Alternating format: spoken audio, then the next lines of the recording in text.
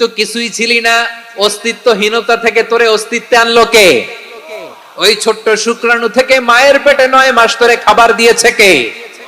আবার সুস্থতার সাথে দুনিয়ার বুকে তোরে ডেলিভারির ব্যবস্থা করে দিল কে? আবার তোর মায়ের বুকের ভেতরে 2টা খাবারের লাইনের ব্যবস্থা করে দিল কে?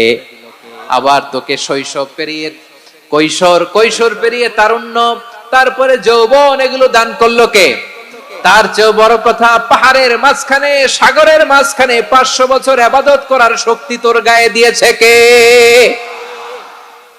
এই সাগরের মধ্যে লোনা পানি, লবণের পানি মুখে দেয়া যায় না, সেখান থেকে আমি পাহাড়ের ভেতর থেকে মিঠা পানির ব্যবস্থা করে দিলাম। ওই জায়গায় তোরে রিজিকের বন্দোবস্ত করলো কে? সকাল বিকাল 2 বেলা টসটসে ডালিম খাওয়ার ব্যবস্থা করে দিল কে?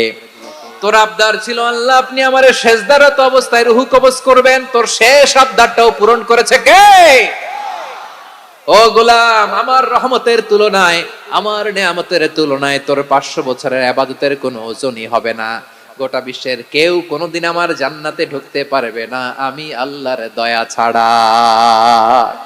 হুয়ার রহমানুর রহিম, তিনি দয়াময়, তিনি মেহেরবান। জিব্রাইল আলাইহিস সালাম বিশ্বনবীর এই লম্বা হাদিসটা যখন শোনালেন, আমি যা যা বলছি এটা বিশাল এক হাদিসের অনুবাদ। বললেন, ইয়া মুহাম্মদ, এই দুনিয়ার সবটাই চলে আল্লাহর রহমত দিয়ে। হাদিসের শেষ কথা, সব চলে আল্লাহর কি দিয়ে? তখন বিশ্বনবী সাহাবাদের বললেন, ও সাহাবারা শোনো, আল্লাহর জান্নাতে কেউ কোনোদিন প্রবেশ করতে পারবে না তার রহমত ছাড়া। সাহাবারা বললেন, ইয়া রাসূলুল্লাহ, আপনিও না? আপনিও কি আল্লাহর রহমত ছাড়া প্রবেশ করতে পারবেন না? বিশ্বনবী বললেন, না, আমিও না। আমি বিশ্বনবীও আল্লাহর জান্নাতে আল্লাহর রহমত ছাড়া ঢুকতে পারবে না, তবে কিয়ামতের দিন আল্লাহর রহমত আমার চারদিকে বেষ্টনী দিয়ে থাকবে। আল্লাহ নিজের পরিচয় দিয়ে বললেন, আলিমুল গায়বি ওয়াশ শাহাদাতি হুয়ার রহমানুর রহিম। আমি হলাম রহমান, আমি রাহিম। আল্লাহরে চিনছেন? ও বারোখালীর ভাইয়েরা, আপনার রবকে চিনতে পারতেছেন? তিনি দয়ার সাগর, তিনি মায়ার সাগর। তার দয়ার সাগর যে কত বড় আপনার কল্পনাতেও নাই। এজন্য আপনার পাপ যত বড় হোক, অন্যায় যত বড় হোক, অপরাধ যত বড় হোক, আপনার জুলুম যত বড় হোক, আল্লাহর রহমান নামের দরিয়া তার চাইতেও বড়। আল্লাহ বললেন, খুলিয়া ইবাদিয়াল্লাযীনা আসরাফু আলা আনফুসিহিম লা তাকনাতু মির রাহমাতিল্লাহ ইন্নাল্লাহা ইয়াগফিরুয যুনুবা জামিআ ইন্নাহু হুয়াল গফুরুর রহিম। ও আমার গুনাহগার বান্দারা শোনো, জুলুম করেছো, ভুল করেছো, অন্যায় করেছো, আল্লাহর রহমত থেকে নিরাশ হয়ো না। আমরা বিশ্বাসীরা কশিনকালে আল্লাহর রহমত থেকে নিরাশ হব না, ঠিক কিনা বলেন? আল্লাহর রহমত থেকে নিরাশ হবেন? ভুল করে ফেলছেন, আরে ভুল তো সবাই করে। পাপ হইছে, আরে পাপ তো সবার আছে, আমরা সবাই পাপী, সবাই পাপী। যত পাপ হোক, ভুল হোক, অন্যায় হোক, অনুতপ্ত হয়ে তওবা করে, ওযু করে, জায়নামাজটা বিছিয়ে সেজদা দিয়ে চোখের পানি ছাড়েন।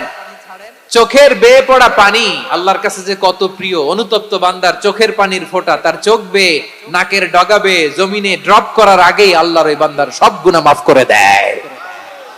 আল্লাহ বললেন, আমি রহমানুর রহিম, আমি দয়াময়, আমি মেহেরবান।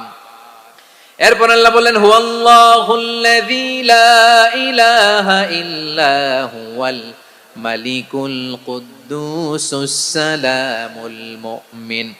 ওয়াল্লাহুল্লাযী, তিনি এমন আল্লাহ, লা ইলাহা ইল্লাহু, তিনি ছাড়া কোনো ইলাহ নাই। আল মালিক, তিনি হলেন আল মালিক। দুইটা শেষ, আর রহমান আর রাহিম শেষ। এবার আল্লাহ 3 নম্বর গুণবাচক নামের পরিচয় দিচ্ছেন। আল্লাহ বলছেন, আমি হচ্ছি আল মালিক। আমি কি? মানে সম্রাট।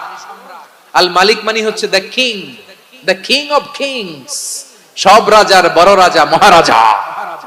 তার চেয়ে বড় রাজা আর কেউ নাই, তার চেয়ে বড় সম্রাট আর কেউ নাই, তার চেয়ে বড় ক্ষমতাধর সত্তা মহাবিশ্বে দ্বিতীয় কেউ নাই। চিৎকার করে বলেন ঠিক কিনা? তিনি আল মালিক। আল মালিক মানে ক্ষমতাধর, ক্ষমতার মালিক, রাজা ধীরাজ বাদশা। তার ক্ষমতা আর আমাদের ক্ষমতা একরকম নাকি? হ্যাঁ, আমাদের দুনিয়াতে ক্ষমতা অস্থায়ী ক্ষমতা, ঠিক কিনা বলেন? আজ আছে কাল নাই, এরকম না ক্ষমতা? আল্লাহর ক্ষমতাও তো এরকম না, আইজ আছে কাল নাই, এরকম। দুনিয়াতে দেখবেন কোন দেশের প্রেসিডেন্টের 4 বছরের ক্ষমতার মেয়াদ, কোন দেশে 5 বছরের। আল্লাহর কয় বছরের? 10 বছরের নাকি 20 বছর, 100 বছর? আল্লাহর ক্ষমতার মেয়াদ কতদিন বলেন? বুঝে থাকলে বলেন তো। চিরকাল তার ক্ষমতার মেয়াদ। চিল্লায় বলেন ঠিক কিনা? নিরঙ্কুশ ক্ষমতা, একচ্ছত্র ক্ষমতা বলতে যা বুঝায়, এই ক্ষমতা একমাত্র আল্লাহরই আছে। আমাদের ক্ষমতার জন্য আমরা ডিপেন্ড করতে হয়, ওর ডিপেন্ড লাগে, ওই জনমত নেওয়া লাগে, ওই জনগণের কাছে যাওয়া লাগে, ভোট চাওয়া লাগে, এরা ভোট দিলে এরপরে আমরা আসবো, ঠিক কিনা? আবার জনগণ না চাইলে আমরা নাই। আল্লাহর ক্ষমতা কি এরকম? হ্যাঁ। আবার দেখবেন দুনিয়াতে ক্ষমতায় যাওয়ার জন্য জোট করা লাগে, জোট। জোটের রাজনীতি আছে না নাই? জোট হয়, শরিক হয়, এই হয়, সেই হয়, নানা ভাবে দুনিয়াতে ক্ষমতায় আসতে হয়। আল্লাহ বলে আমার ক্ষমতার জন্য কারো উপর বিন্দু পরিমাণ আমার ডিপেন্ড করা লাগে না। সৃষ্টি শুরু থেকে আমি ক্ষমতার চেয়ারে বসা, মহাবিশ্বের শেষ পর্যন্ত, সীমাহীন ভবিষ্যৎ পর্যন্ত আমি ক্ষমতার চেয়ারে থাকবো। আমি হলাম আল মালিক, আমার ক্ষমতার কোনো কমতি নাই।